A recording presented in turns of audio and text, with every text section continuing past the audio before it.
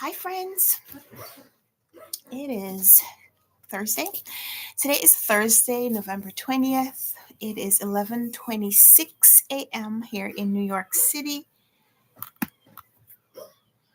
Charging my computer. Hi, friends. Good morning. It is 11:27 Eastern Standard Time. We're here in New York City. Let me know if you are joining me live, where you're joining me from. Good to see you. I just wanted to come on for a few minutes and chat. I'm not sure how long I'll stay today, but it won't be very long because my daughter is home. She's not feeling well. I kept her home from school.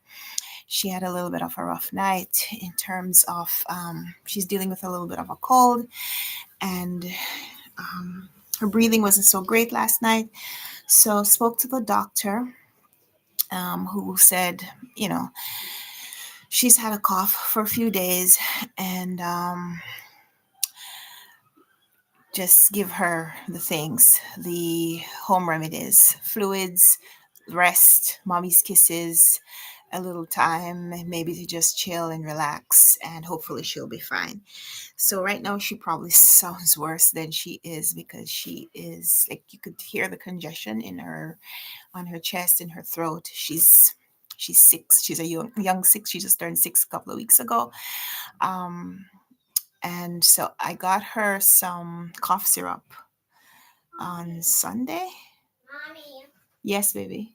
Papa's flying in space. Pepper's flying in In an space. airplane. Come say hi to the friends and then go back. Let them know that you're okay. Say hi, friends. Hi, friends. It's so good to see you. You sound sick, but you're not sick. Okay. You go back and sit down. You're sharing your balloons with the friends. That's your balloon to make you feel better. Watching Peppa. Okay. All right. Sit down on the couch until I come, okay? Love you. Oh, don't press it. Don't press it. No. You can press it if you want, but only in a clear space. Only in a clear space. Okay. I'll see you in a few minutes. This is not a clear space. No. You're backpedaling. Okay. Papa's flying in space in an airplane. The friends are saying hi.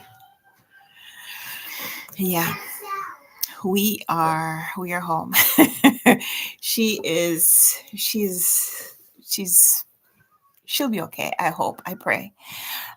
It's a little scary. Thank you so much for your comments, Scarlett. Scarlett Ebis James says hi to my daughter. I'm sure. Scary. Yeah, it is. It's, when you're in the situation, it feels there's so much that you don't know if you're doing what you should, if you're not doing, if you're doing enough, if you're doing too much, who knows. So I have a friend who's a pediatrician, and so she's the one who told us, Ibis. Scarlett Ibis James, welcome. I don't recall having seen you on the lives recently, so thank you so much for joining. We're just chatting life and books. So welcome. I hope you enjoy your time here. Um, yeah, so my daughter, she had the cough for a few days now. And my friend reminded me of this old wives' tale where she says a cold or a cough. A cold takes 3 days to come, 3 days to stay, and 3 days to leave. So imagine that a cough or a cold will linger for about 9 days. You'll feel it coming, it will be here, and then you'll feel it leaving, but it won't be gone. So she said about 3 days after you start feeling the symptoms is when it's probably the toughest. And for those next 3 days, it's rough. So I think we're in that period now, where I hope we are getting ready to say bye to the cold. But that congestion is it's difficult for her. So it sounds like she's wheezing sometimes. Her voice definitely sounds different. But for the most part, her demeanor is good. She says she's not in pain. There are times when it's a little scary. But, how she is now, she probably could have been at school because she's not coughing like, she doesn't have a fever. She doesn't have like a runny nose. I don't think she'd be I don't think it would be a challenge for her to be in the classroom. But I think just sometimes when you feel like that, it's best just for you to be home, be in your own space, be with your mommy who can give you almost undivided attention. So yeah, thank you, Scarlett. Scarlett says she usually watches after the fact. I appreciate that. So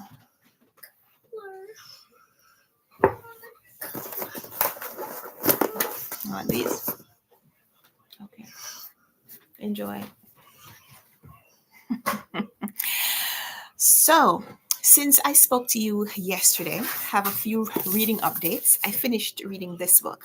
Did I finish when I spoke to you? No, I don't think so. I think I had a chapter and the epilogue left to read. And since then, I have finished this. This is a 5-star read. This is David McCullough's nonfiction discussion of the Wright brothers, a little bit of their life and their legacy. Oh, thank you.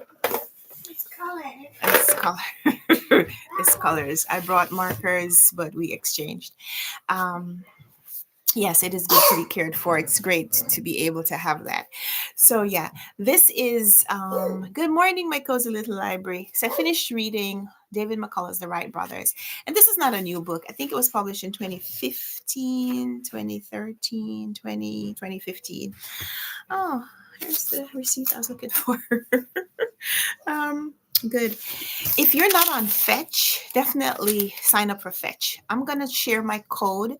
I think it's in a previous video in the description box, but I will put it when this is finished. I will share my Fetch description. If you're not on Fetch, just because it's here, I must remind you. If you're not on Fetch, use my code to sign up. Fetch is an app where you can scan receipts and you don't have to buy anything specific, although you can if you want to. But any receipt that you have, any receipt that you have bought things, if the receipt is for $1, if it is for $1,000, it doesn't matter. Every receipt that you scan, you get at least 25 points, and you can accumulate those points and eventually redeem them for gift cards to places that you already shop at. So you can redeem them for gift cards to restaurants or fast food places like Dunkin' Donuts and Starbucks. Online shopping like Amazon and Walmart and all of that. You could do online or in-person gift cards. So yeah, sign up for Fetch. And when you sign up, you can sign up just by yourself, go onto the app and sign up. But when you sign up using someone else's code, you both get some additional like bonus points, like sometimes 1,500 points, sometimes 2,000 points. Sometimes 4,000 points if they're having like a special deal, and you get those initial points, and you can redeem as little as 5,000 points to get like $5 gift cards. And I know it doesn't sound like a lot, but when you add them up, it's great. So like I would redeem my points for like a Papa John's $5 gift card. And so when I go to Papa John's or I'm going to order something at Papa John's, I'll get $5 off my price. And it just feels great. It feels great then to get a whole pizza, like a large pizza that would usually be $15 for $10. Like that's great. So I'm going to share my Fetch code. If you aren't already signed up for Fetch, use my code and I'll get some additional points and you'll get some additional points just to start off. Scan your first receipt. Those points will be added to your account. So Fetch, the Fetch app. I have a receipt here, so I got to tell you because I think it's great. I've been using the Fetch app now for maybe a year and a half or so, maybe a little longer. And I have gotten so many gift cards because do a lot of, we buy a lot of things. And you can use it for in-person purchases as well as online purchases. So you can link the Fetch app to like your Amazon account or to your, if you buy things like using apps and have receipts sent to your email, you can get those emails just linked automatically to your Fetch. So when you sign into your Fetch, it just pulls the receipts and accumulates your points. And I love it. So that was a little aside about Fetch. So I was reading this book, David McCullough's The Wright Brothers. And this, like I said, was published. That's why I originally opened the book. It was published in 2015, and it's about the brothers, Orville and Wilbur Wright, and their family growing up in Dayton, Ohio, like they did, and the beginning of their interest and experimentation that led to the birth of the aviation industry. And David McCullough takes us on this journey with these two brothers, the things that made them that seems to demonstrate American spirit. Um, this desire to do something, and the commitment to see those desires and see those plans through. And I just love the story. It's so wholesome. These two brothers and their sister. It's a family of five siblings, and two of the siblings are older, and they're a little away from the rest of the siblings. So like they're married and have their own families. But these three siblings, Orville, Wilbur, and Catherine, their sister, um, are still at home living with their father, um, in their early adulthood, and we get to see who they are as individuals. We get to see their family values, how they were raised, and how they continue to demonstrate those lessons in their lives. And of course, some of the science about the beginning of the industry. And it's just such a beautiful story. So I buddy read this with Patrice Jones, whose channel is 2 Minutes on Books, and Doris, who is all the books, and Heidi, who is from My Reading Life. And every now and then, those three ladies and I, we buddy read books, and we usually buddy read nonfiction. A few times we've read novels together, not quite as successfully, but we buddy read a lot of nonfiction together at least twice every year, sometimes more often. And it's always a great experience because the books that we select to read together, they're already books that we know are going to be interesting, but we get so much from the buddy reads. Because if you've never buddy read a book, I would highly recommend that you find someone and try buddy reading. It just means that you are deciding how much of the book you're going to read individually and then get together to discuss it. In those discussions, you're going to bring out the things about the book that speak to you specifically. But in your discussion, you're probably going to talk about why those things stood out to you. And so it becomes more of a discussion of you and how you connect with the book, which is always a unique experience. The book exists by itself, words on a page, but it's what you bring to the book that makes it a unique experience. And sharing that with someone else who is having a similar but different experience is almost guaranteed to be a great experience. So if you haven't ever buddy read a book, I would recommend that you find someone and try buddy reading. It's probably not going to be for everybody, and you have to find the right people to buddy read the right books with, the right books, the right brothers. So yeah, I have, and I didn't know anything about buddy reading before I came on BookTube, which is why I'm maybe woman splaining it a little bit. But not everyone has tried it, because I used to think that reading was more or less a solitary experience. And then I hear about book clubs, and book clubs are great because generally at the book club you talk about the whole book, but then it's a group. And sometimes, because of the time that you have or the time constraints that you have around a book club meeting, you don't really get to delve into all of the parts of the book that you would want to bring out. If you have like a moderator or a leader for the book club, that person may have specific talking points that they have already planned for, and it's not open ended discussions. So um yeah, the the buddy read experience gives you an opportunity to get really intimate with the book. Like, you could decide that you're going to check in after every chapter. Like my buddies and I with this book, we checked in after every chapter. After every chapter, and there were 11 chapters and an epilogue, which we still haven't checked in on the epilogue, but we had 11 check-ins, and there are four of us. So each of us leaving a message and responding to other people's messages. And your messages could be long or they could be very short, because sometimes a chapter may be may not speak to you as intensely or as loudly as other chapters would.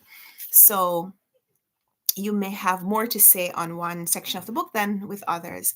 You can choose to check in a lot less frequently, like there were 11 chapters and an epilogue. You could say, all right, we will check in after every 3 or every 4 chapters and talk more about the broad points.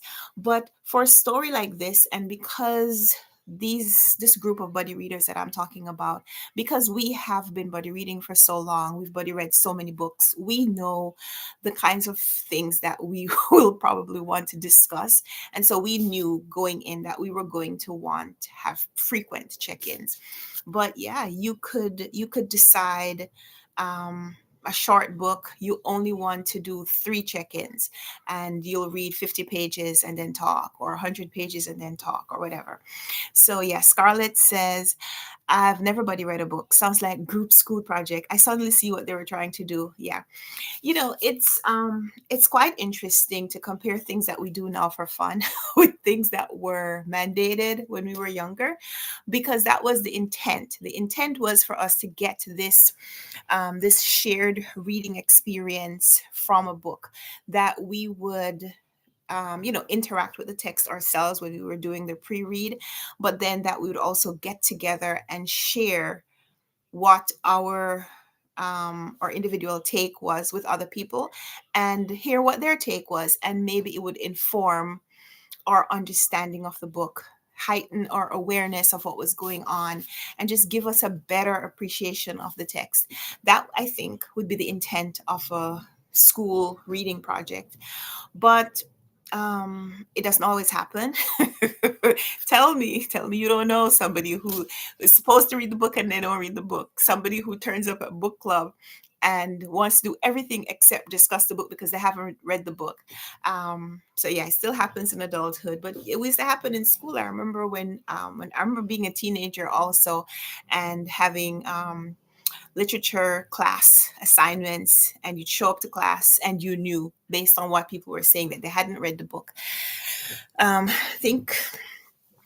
feel like I'm repressing these memories, but I feel like I was probably one of those people at some point or another, because every now and then you don't do everything you're supposed to do. So you show up for a literature class discussion and you hadn't read the book, and you're trying to hem and haw your way through it. But as an adult, you get a chance to do over some of those things on your own terms. And now you get to choose the book that you want to discuss. You get to choose the people that you want to discuss the book with. And you also get to figure out how deep you want to get into a book, because some books, some stories probably deserve more of your time and attention than others.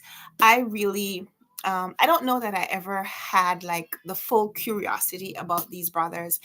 Big picture, Wilbur and Orville Wright, they flew the first airplanes. But my maiden name is Wright. My family name is Wright. So I did not grow up in America. So I did not think that I was related to them in any way. But, it's a little bit of a source of pride that these pioneers had the same name as you. So I thought I knew, what we needed to know about them. But my group and I, we wanted to read something from this author for Nonfiction November around this time. And I can't remember now why exactly we settled on this as our title, but I learned so much that I didn't know that I didn't know. But now that I know it, I love it. So it might take a little while to settle into the right opportunity, to find the right group, to find the right people to buddy read with. There have been people that I have buddy read books with, and it's been a one and done. We've never gotten back together to read a book. And sometimes that's because the group is too small. Like if it's just you and one other person, there's a lot more contribution that each person has to make. When you have a group of 3 people, I think 3 or 4 is like the sweet spot. You don't want too many people. Like you don't want the group to be so big that listening to other people's takes on the book takes away from the time that you could be reading the book. But 3 or 4 people, I think, is ideal. So yeah. I'm holding up the book, even though the discussion is not so much about the book. I love this. I love this. This was 5 stars. It's an older book, like I said, it was published in 2015. If you've read other works by David McCullough, he won the Pulitzer Prize for nonfiction some years ago. I think he's won the Pulitzer Prize twice. He won for 1776 and he won for John Adams' discussion of former president. Um, and this was my first book that I had read from him. I haven't read 1776, even though I feel like that's the place that a lot of people start with this author. Um, I will probably go back and read some of his um, presidential biographies as well. But yeah, I love that. I love that. I love the book. I love the story. I love his tone. I love the interest that he has on the subject and how he shares that with the reader. So definitely, definitely recommend that one. Scarlett says, I hated group projects. Um, I think me too. Because, there's so much about group activities that you don't get to choose. Like sometimes you don't get to choose the people that you are assigned to work with. Yeah, you wouldn't get to choose the people that you're assigned to work with. If you're assigned, you're not choosing. So sometimes you're assigned to a group and you don't get to choose who those people are. So you may feel resentful of the group. They may feel resentful of you. Who knows? There are a lot of dynamics about that. Um, it always feels in a group that there is one person. There are like two certainties in a group, in an assigned group. One person who's not pulling their weight, and one person who is like fed up with the group and so decides that they're just going to do all the work by themselves. That's usually me, because I don't want my grade to be contingent on other people's effort or lack thereof. So the tendency is for me to just, buck up and say, all right, I'm just going to do this. I'll put your names on it, but I'm just going to do the work. But that's not what group projects are supposed to do, because the what's the idiom now? The sum is greater than the total of its parts. Is that how it works? When you get together and actually collaborate, you should be better than what each person would produce individually.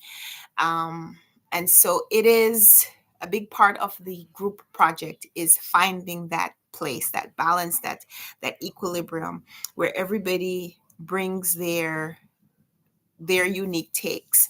And when you truly share, that you have something that is better than anyone could have produced on their own. That's the goal, and I think it's one that you're always chasing in a group, but you'll see. So yeah. But group work, when I was in college, I was studying engineering, and in college there was a lot of talk about how everything about our college life was supposed to be preparing us for our careers. So, knowing that we were working towards careers in engineering, they needed to prepare us for the team building that we would have to do in engineering career. And so, most of our assignments were group assignments.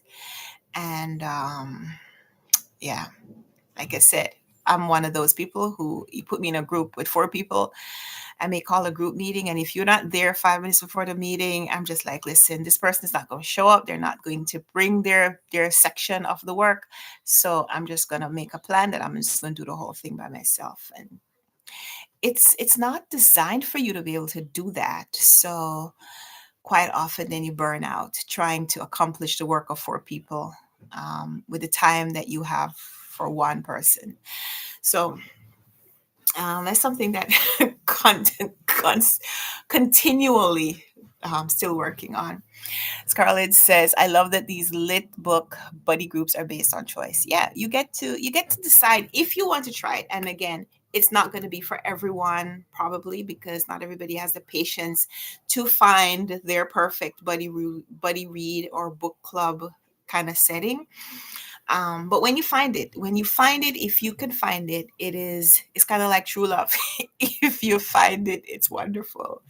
It's wonderful, and I am so happy that I found my group. I read with other groups. I have I have a group with 2 other people, and we read different kinds of books. So this group, we tend to read more nonfiction. Um, we tend to read more nonfiction, like social nonfiction around social things. Um, my buddy read group with like literature, we have read more um, modern classic works, a few classics. Like we've read some Shakespeare together. We've read some modern classic like Muriel Spark. We started reading together. We read some Barbara Pym together, some Langston Hughes. Um, we read like a Sherwood Anderson. Is it Sherwood Anderson, Winesburg, Ohio, author? We read, let me think, like a Jesse Redmond Fawcett was, I think, our most recent read before our what we're reading currently, which is a classic that I'm not going to tell you yet. um, yeah, so we read different kinds of books together. And it's not because we don't have interest in other books, because all of us read lots of other different kinds of books. But we have found from just trying different kinds of genres, we have found that our most interesting discussions surround books of a certain type. And so we all contribute suggestions for the next book that we're going to read, but we love it. um Scarlett says she has to go. Thanks for sharing. Love the conversation. Thank you so much, Scarlett. I hope baby girl gets well soon. Me too. I have to go now. By the way, reading it was The Way She Said, short stories by Terry McMillan, and she loves it so far. I haven't read any new Terry McMillan. Terry McMillan is the author of Waiting to Exhale, which I loved back in the day. I remember someone gifted me the a book and soundtrack companion, and I loved it. This was back in, I think it was a, I think it was a tape. This was back in the 90s. And you know how Stella got her groove back, and A Day Late and a Dollar Short, those books. But I haven't read anything from her recently. I haven't read any new things. So thank you so much for the recommendation, and having you as part of the live. So we'll see you again, hopefully soon. I am not positive that I'll be on here tomorrow, just because if my daughter is back in school tomorrow, we have an event at the school that I volunteered to participate in, which would be around midday ish. So if she is in school, then I'll be in school as well. And if she is not in school, she'll be home. I can't guarantee you what we will be doing. But if we can come on tomorrow, then we will try. But yeah, thank you so much for being here. I appreciate that. We are just chatting books. So my current read is this one. I started reading it yesterday, and I'm intrigued by this author. This book is a memoir. The Tell by Amy Griffin is her recounting some events in her life, like her early life, where she thought that she was living this kind of charmed life where like everything that almost everything that she wanted she was getting, and she was being pretty successful in her career, and like things that she was acquiring um, seemed like she had the perfect life. And then she started doing a little bit of experimentation with her memories, or um, her recollections of things. And she found out that something traumatic had happened to her.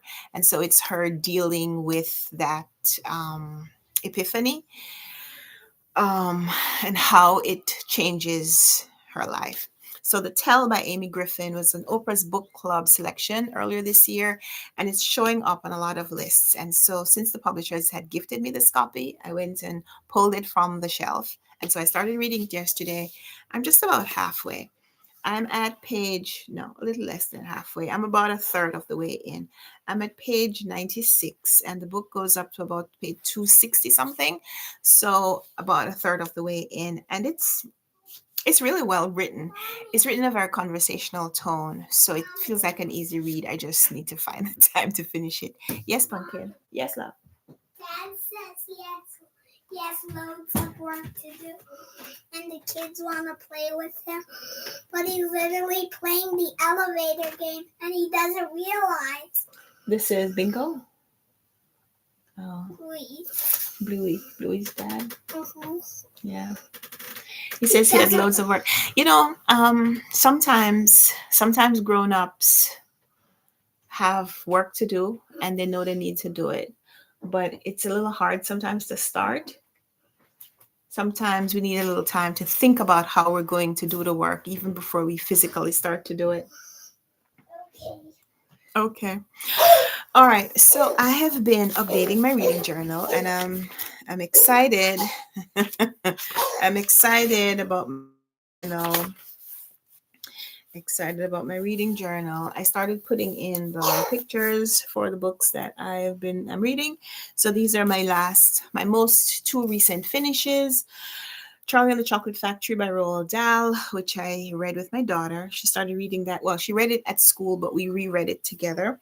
And then I read Needle Lake, which the publisher had sent to me a few days ago. And I read it like right away. Came in one day and I started reading it the same day and I finished it the next day and I loved it. This was a 5-star read set in Washington State, very atmospheric description of what is going on in that state in that time. It's set like around now, like end of November into December, and we're seeing what happens with a family when a 14-year-old girl seems like um, she's just out on break from school for Christmas or the Christmas break, Christmas vacation. And so she is working in her mom's convenience store and her older girl cousin comes and there's a little bit of a fascination by this person who kind of represents her a few years later. And so it's about the interaction between these two girls, some revelations that this older cousin brings when she comes to visit, and how that visit changes their lives. And it's set within a very pretty short period of time. And I like that. I like what the author does to bring the setting into the book, how the physical setting of the book impacts the narrative. I love that this young girl is a little different, maybe from what you expect a typical 14-year-old girl to be like, or what she would be doing. Like she says, I don't have friends, I don't need friends, I don't even want friends. But she's not like a social recluse because she immediately likes to be around this cousin that comes to visit. And some pretty intense things happen to these girls within this family, and it is just us navigating that with this family at the time. And it was just so well written, so I gave it a 5-star rating. So that was Needle Lake by Justine Champion, and it's not out yet. It comes out on December 2nd, but the publisher had sent me an early copy, so I was really happy to have read it. And then I finished the Rise of the Runwright series, so I finished up that. And then my current read is The Tell, which I am hoping to finish today, so I put those on the sheet because I wanted to place the pictures in. I wanted to glue in my pictures even before I finish reading the book. But while I'm reading that, and I'm doing this buddy read with my literature group, and I finished this last night, I have room to pick up a new book. And so I was tempted to go find something new. I was thinking about one of the books that I got from the library yesterday, but I'm going to hold myself accountable, right? I have this stack of 10 before the end, and I don't want I do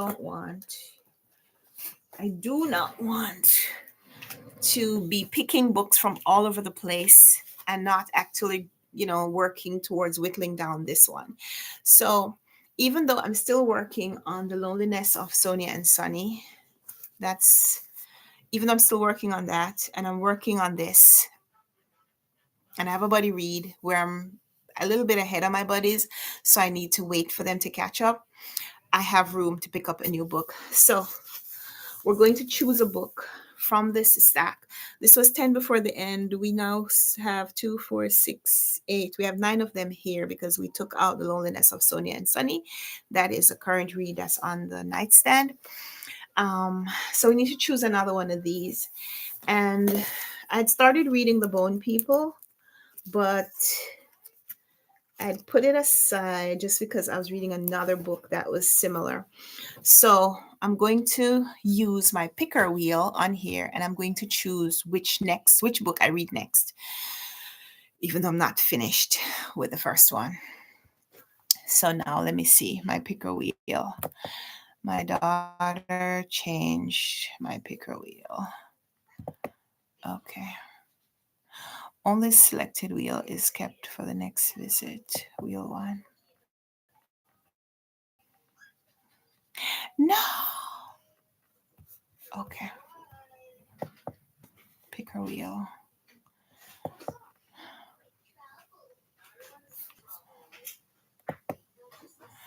Okay.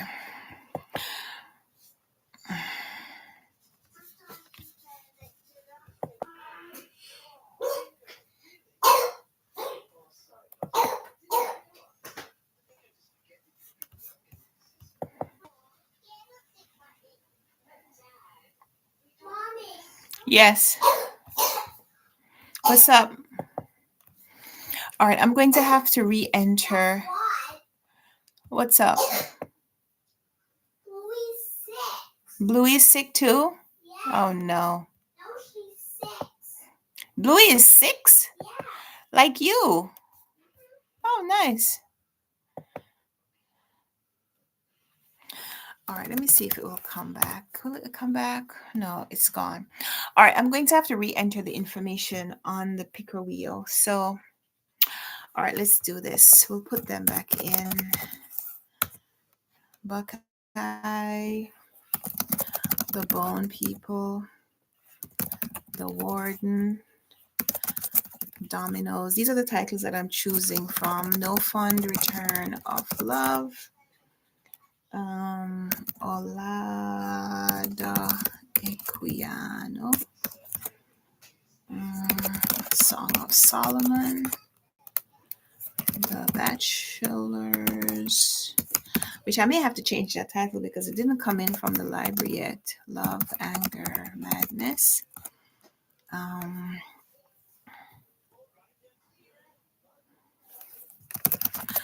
going to put back the loneliness just because I want this to be a full list. Even though if that comes up, then we know we have to take it out because we've already chosen that. All right, so we have 10 inputs and we're going to see which book the wheel will choose for us to read next. Um, all right, spin.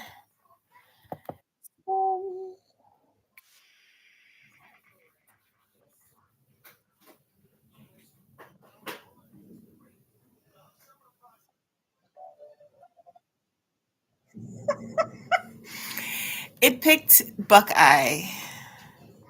I'm gonna spin again. I'm gonna spin again. I can't read Buckeye now. I already have a long book. I can't read that. I can't read that. I already have a tome going. Okay. All right. So I chose The Loneliness of Sonia and Sunny again, which I'm already reading. So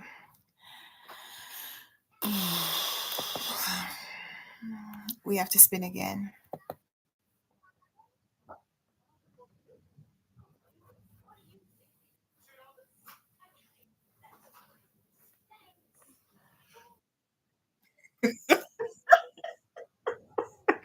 Oh, okay.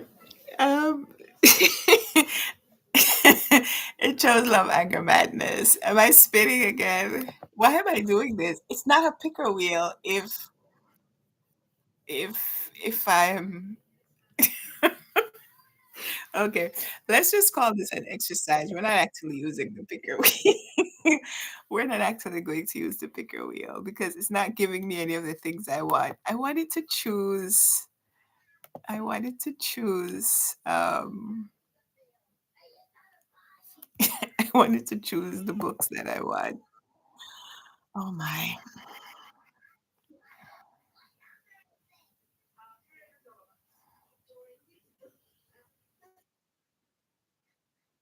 Okay. It shows no fun return of love. um which is perfect because the copy that I have is a large print book.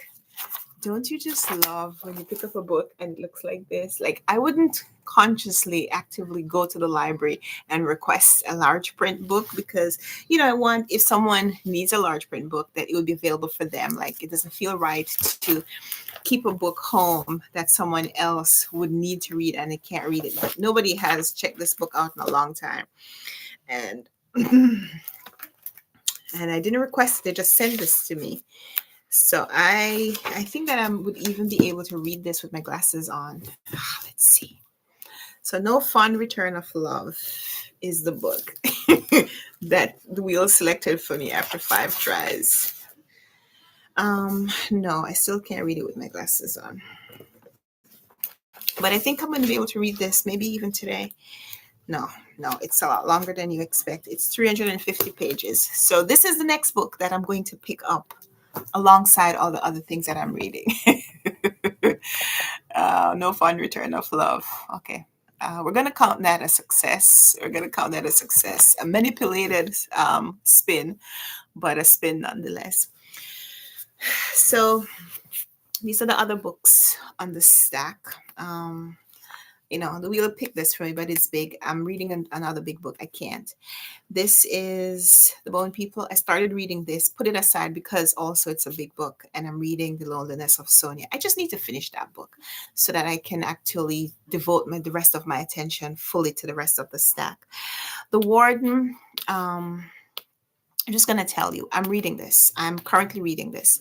That was a secret that I was keeping about my buddy read. My buddy reader, my lit group, we're reading this and we're almost finished. So I was going to save telling you that for when it came up as a spin, but it didn't come up as a spin, no matter how many times I manipulated the wheel. But I'll tell you now, I'm reading this. I'm reading it electronically. I'm reading an e-copy from Project Gutenberg, as well as I'm listening to an e-audio as a companion, and I'm loving it. My first trollop, and I'm loving it. So definitely want to read more from him. Dominoes by Phoebe McIntosh is what I was hoping would come up. It didn't come up. It's actually the book I would want to read today if I could, but it didn't come up. Olada Equiano, I really want to get to this before the end of November because it's a nonfiction November pick. Song of Solomon, I'm hoping that will come up soon, but when I'm reading this, I want to be able to devote more time to it. I don't want to be reading this at the same time I'm reading like 3 or 4 other things. The Bachelors, this is just a cover. This is just a placeholder. I don't actually have a copy of The Bachelors yet. I'm waiting on a copy to come from the library. So if this had come up, I would have had to respin anyway. And then Love, Anger, Madness by Marie Vauchevet is a Haitian author. And this is a book that I have wanted to read for a long time. It's been on my TBR. I'm not sure why I haven't picked it up yet. And so maybe that's why I'm not even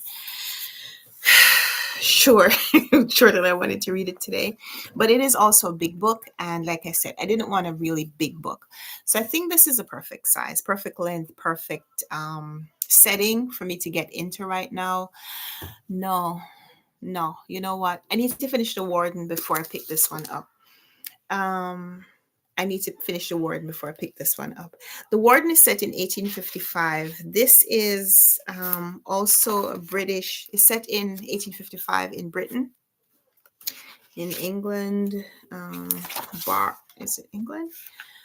Barchester. Barbara Pym's novel is set in 1961, so a full 100 years difference. But it's set in a place called Derbyshire. So I just feel like it's a little, in my mind, I won't necessarily make all the distinctions. So I'm going to hold this out.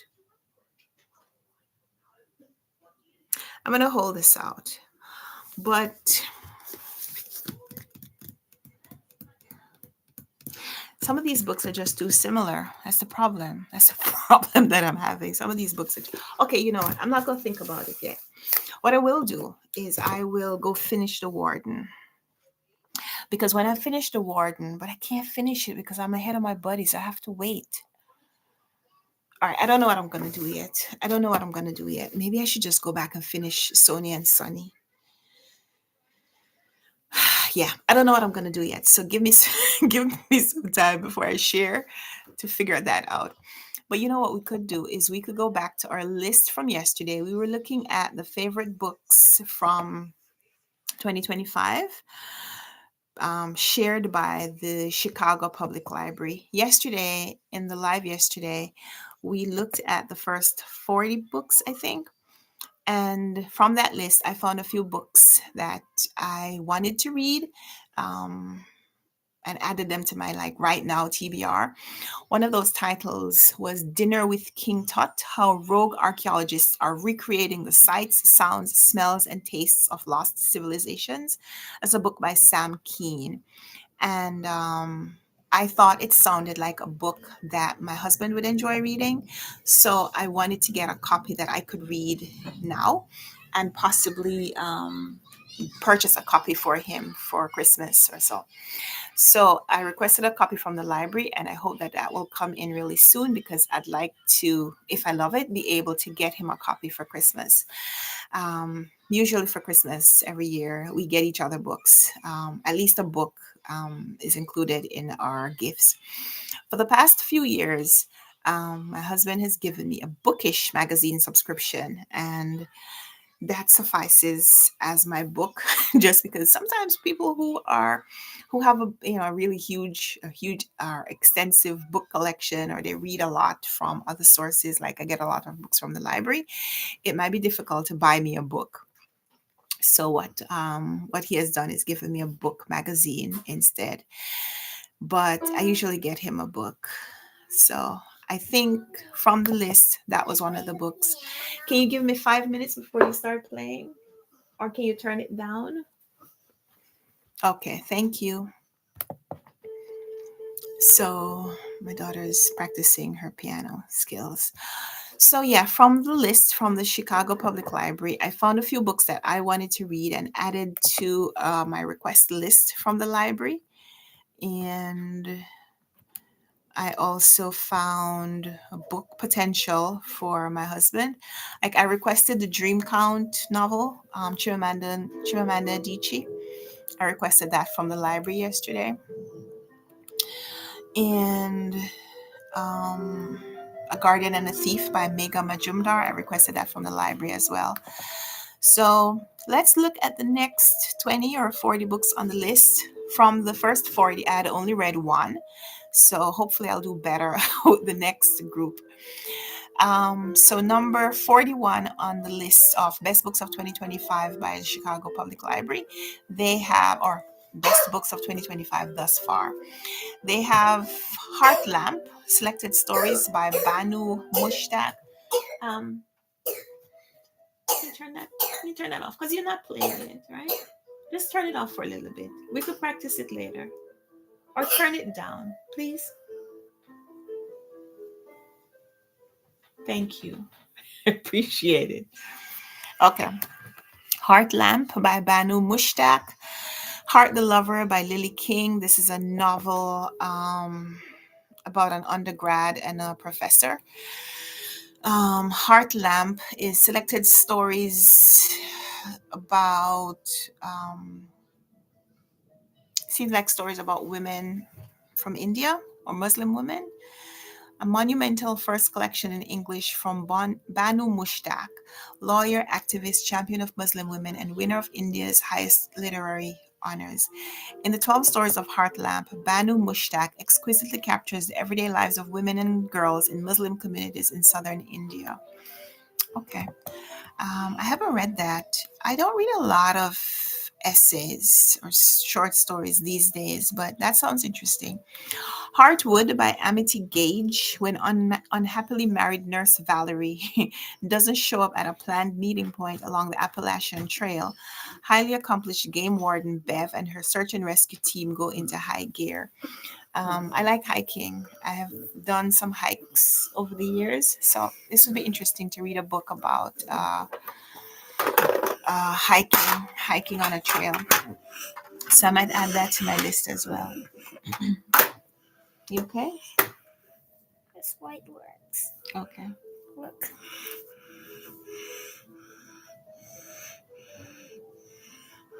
Nice. It's color. Careful. Hollow Spaces, a novel by Victor Suthamamanont. John Lowe, the sole Asian American partner at his law firm, is acquitted of murder in the death of an associate lawyer. His children, forced to reconnect as their mother is ill, find that they are still at odds regarding their father's innocence and decide to reinvestigate the case 30 years later. That's interesting. The Hounding by Zenobi Purvis. In the 18th century village of Little Nettlebed, the summer of strangeness has begun. Ferryman Pete, who has been known to see visions, witnesses something peculiar one evening after leaving the pub. Allegedly, the five Mansfield sisters from the farm across the river transformed into dogs before his very eyes. The Hounding. Okay, that's not necessarily my kind of book, but sounds intriguing. Humanish, what talking to your cat or naming your car reveals about the uniquely human need to humanize by Justine Gregg. Science writer Gregg explores the unexpected role anthropomorphism, the propensity to see humanity in anything and everything. Okay, that was a topic that I used to like reading about. I haven't read anything like that in a long time. That sounds interesting too. I haven't read any of these books, as you could tell. So far, we're at about number 48, 50, and I've only read one of these books. Like I missed, like I missed a big part of the literary landscape this year, but I understand it's been a weird year. Inventing the Renaissance, The Myth of a Golden Age by Ada Palmer, an irreverent new take on the Renaissance which reveals it as anything but Europe's golden age.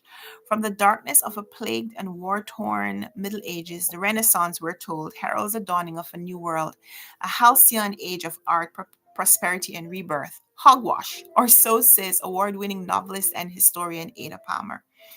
In Inventing the Renaissance, Palmer turns her witty and irreverent eye on the fantasies we've told ourselves about Europe's not so golden age. Myths she sets right with sharp clarity. Palmer's Renaissance is altogether desperate. Troubled by centuries of conflict, she argues, Europe looked to a long lost Roman Empire, even its education practices, to save it from an ending war. Later historians met their own political challenges with a similarly nostalgic vision, only now they look to the Renaissance and told a partial story.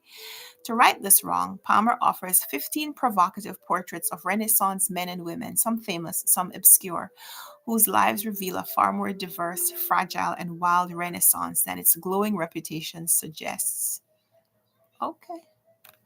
That's the publisher description. That's interesting. That also sounds like a book that my husband would like. The Myth of a Golden Age.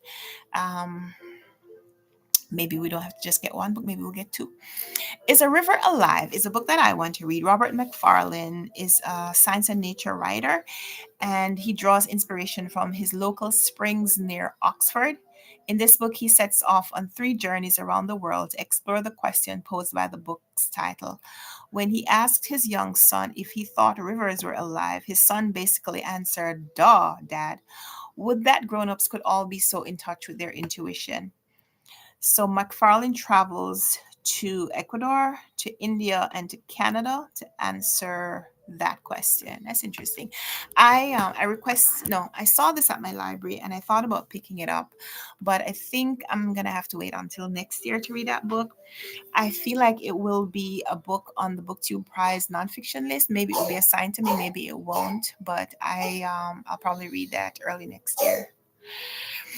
Catabasis by Arif Kwang. Alice Law's path to getting her PhD in magic has hit a major stumbling block. Her advisor is dead. Putting aside the fact that she may or may not have accidentally caused it, okay. Um, I feel like I'll read some more Arif Kwang. More. Have I read anything by Arif Kwang?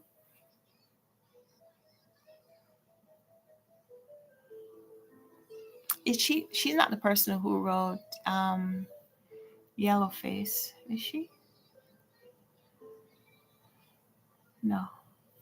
I don't know. I don't know if I've read anything by R.F. Kuang. I don't know. I know she wrote Babel.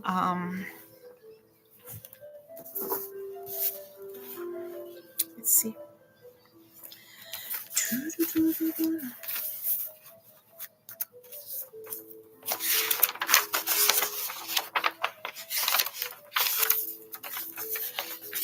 What did I do? Oh yeah, she is the author of Yellowface. I was right.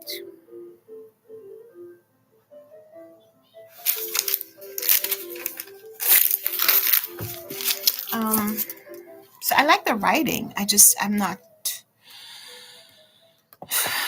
I'm not sure when I'll read that. King of Kings, The Iranian Revolution, A Story of Hubris, Delusion, and Catastrophic Miscalculation by Scott Anderson. For 2,500 years, the monarchs of Persia ruled a vast empire in South Asia, exerting influence far and wide as numerous Persianate societies developed, and their empires of various names, Achaemenid, Persian, Parthian, and others, came into contact and conflict with societies on the periphery. By the 20th century, the monarchy of Persia, now commonly called Iran, had devolved into crisis. Okay, that's a long description. I don't think that that's a book that I would want to read anytime soon, but I could be interested too. The 1979 revolution remains one of the most shocking and most misunderstood events during the momentous history of the 20th century. Okay, next up is King's Sorrow by Joe Hill. Arthur Oakes is a reader, a dreamer, and a student at Rachman College, Maine renowned for its Arthur Oakes is a reader, a dreamer, and a student at Rachman College, Maine, renowned for its frosty winters, exceptional library, and beautiful buildings. But his ideal and burgeoning romance is shattered when a local drug dealer and her partner corner him into one of the worst crimes he can imagine, stealing rare books from the college library. Wow. I've read that. The Knight and the Moth by Rachel Gillig. Six is an orphan who traded 10 years of service to the cathedral for a place to live and comfortable life. She and her fellow diviners are regularly drowned to be able to see omens and predict the future for supplicants. However, their service is almost up. Meanwhile, Roderick doesn't believe in anything, certainly not divination. He is a knight accompanying the new king on his rounds of the kingdom. When they stop at the cathedral for a divination, he meets Six. The next day, the diviners start disappearing. Not knowing what else to do, Six goes to Roderick and the king for help. Okay, that's not necessarily my kind of book, but The Loneliness of Sonia and Sunny by Kiran Desai is the next on this list. When Sonia and Sunny first glimpse each other on an overnight train. I don't want to read the synopsis because I'm reading the book, and that right there is a little bit of a spoiler for the next section of the book. Lonely Crowds by Stephanie Wambugo. Wambugo's captivating debut is an elegantly observant novel centered on an intense friendship that explores themes of artistic ambition, class, and identity. Ruth, the daughter of a working class Kenyan immigrants, is immediately fascinated with charismatic Maria, the only other black girl in their suburban Rhode Island Catholic school. So, this is set in Rhode Island. If you're looking for a book that is from another state, that's a state that I don't read from very often. So I don't know. I may just have to. Let me write that down. What's up, baby? You okay? Hungry? Hush. Hungry? What you want to eat? Yeah, no? Make you something? Did you finish your orange juice? Go drink some of the orange juice. You want some apple juice instead? Okay. All right. Coming in 1 minute. Long distance is on this list. I'm coming in a couple of minutes. Long distance, because she will count down to 60 seconds. Long distance by Isigul Savas. 13 limpid stories. Savas portrays characters in their 20s and 30s navigating changing relationships in a globalized world that offers cosmopolitan splendors but also deepening cultural divides. Lost long distance. I haven't read any of these books. A Marriage at Sea, A True Story of Love, Obsession, and Shipwreck by Sophie Elmhurst. On the morning of March 3rd, 1973, drifting peacefully in the Pacific on their beloved yacht, Marilyn and Maurice Bailey are jolted by a sound like a gunshot. They are horrified. They are horrified to discover that a dying whale has struck the ship, creating a lethal hole. And they have to go on a life raft and all of that. Martians, the true story of an alien craze that captured turn of the century America by David Barron. Most readers have heard the famous story of how Orson Welles terrified listeners in 1938 with his radio broadcast production of The War of the Worlds, which confused some listeners into wondering if Earth was being invaded by aliens. Decades earlier, around the turn of the century, the groundwork has been laid for such fears as newspapers electrified readers with scientific claims of life on Mars. Author David Barron explores the fascinating history of Mars mania that swept the globe starting in the 1890s. Matriarch, a memoir by Tina Knowles. I got this and I didn't read it. Knowles' memoir begins with a reflection on her early life and the core values instilled in her. Throughout the memoir, she reflects on her family life, the strength of kinship, and the complex blend of both the positive and difficult moments of her childhood. Readers will appreciate the vulnerability with which she writes, especially when she reflects on her first marriage and how difficult it was to leave it. She's Beyonce's mom, Beyonce and Solange's mom. I have that book. Should I prioritize that before the end of the year? Memorial Days by Geraldine Brooks, best known as a novelist for Horse. The Australian born writer Geraldine Brooks met her husband, author historian Tony Horowitz from Confederates in the Attic in journalism school. The two traveled the world for a time as a couple covering war in the Middle East and much else before writing the books that garnered them both big followings. In 2019, on Memorial Day, while he was away on a book tour, Horowitz died suddenly and unexpectedly, collapsing on the street. Um, Confederates in the Attic, I think, is all the way up there. I have that book. Brooks reckons with that loss and with the disgraceful way the medical system handled some of what followed, as well as the challenge of grieving properly in a culture that makes it even harder. So, this is a memoir. And then number 60 on the list is Mother Mary Comes to Me by Arundhati Roy. Roy's difficult mother memoir is on par with both her fiction and her journalism, which is to say, it's spectacular. Mary Roy, a prominent public figure in her own right, was a mercurial and volatile single parent who lashed out at and demeaned her children to such a degree that Arundhati left home as a teenager for architecture school and stopped speaking to her mother for years, noting, I left my mother not because I didn't love her, but in order to be able to continue to love her. Um, I want to read that at some point. I feel like some of these books are going to be candidates for the Booktube Prize next year, so there'll be an opportunity to read some of them while I'm judging, but I haven't read them yet. I'm going to add Lonely Crowds from this list, so it's the first 60 books from the Chicago Public Library's best books of 2025 thus far, and I've only read one. But I'm adding a few of these to my TBR. Lonely Crowds by Stephanie Wambugo. I'm adding to my TBR because of its Rhode Island setting. So that's where we're going to leave this for today. I have to go hang out with the kiddo. So thank you so much for spending some time with me today. I appreciate your company, and I'll see you tomorrow, hopefully. And if not tomorrow, then sometime soon. Thank you so much. If you are reading, if you are watching something, if you're doing something, whatever it is, I hope you enjoy what you're doing. And I'll see you soon. Thank you so much and happy reading. Bye. Thank you.